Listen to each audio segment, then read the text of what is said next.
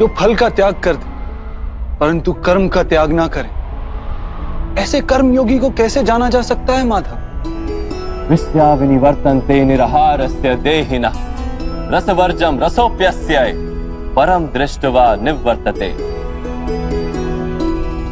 सुनो पार्थ, जो स्वाद से छूटने के लिए भोजन का ही त्याग कर देता है, वास्तव में उसके मन से स्वाद की लालसा कभी जाती ही नहीं। उसे दोहरी हानि होती है।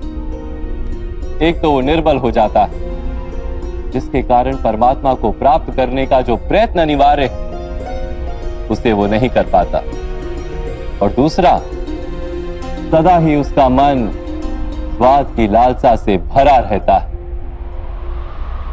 इसलिए भोजन का त्याग करने से उत्तम है स्वाद की लालसा का ही त्याग कर दिया जाए। कर्मयोगी अपने मन की सारी लालसाओं को खींच लेता है, जीवन को कर्तव्य मानकर कार्य अवश्य करता है, किंतु उन कार्यों से जुड़ता नहीं। और पार्थ, जो व्यक्ति अपने कार्यों से आशाएं और इच्छा नहीं रखता, उसी के कार्य पूर्ण होते हैं।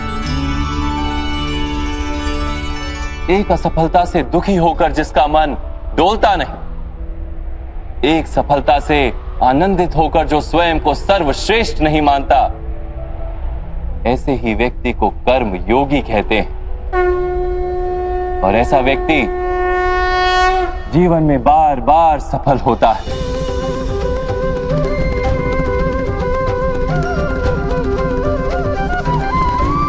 ध्यायतो विषयान पुंसः संगस्तेषु पजायते संगात संजायते कामा कामात् क्रोधोऽभिजायते क्रोधात् भवति सम्मोहः सम्मोहात् स्मृति विभ्रमः स्मृति भ्रंशात् बुद्धिनाशो बुद्धिनाशात् प्रणश्यति।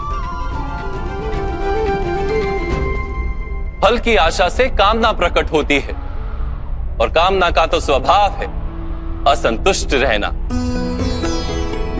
असंतोष से क्रोध उत्पन्न होता है, और क्रोध से मोह जन्मता है। मोह के कारण व्यक्ति आचार और व्यवहार का ज्ञान ही भूल जाता है। ज्ञान के जाने से बुद्धि चली जाती है, अनुचित प्रकार के कार्य होने लगते हैं, और समाज ऐसे व्यक्ति का शत्रु बन जाता है, और अंत में ऐसे मनुष्य का पूर्णतः पतन हो जाता है।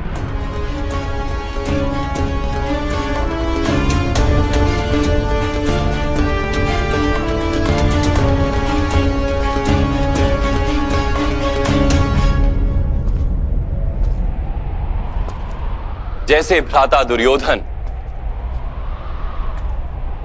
उनके सेनापति महामहिम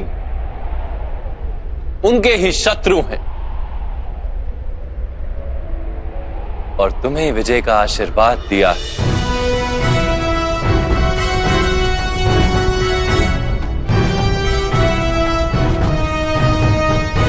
पार्थ, कर्मयोग ब्रह्म विद्या का दूसरा चरण है।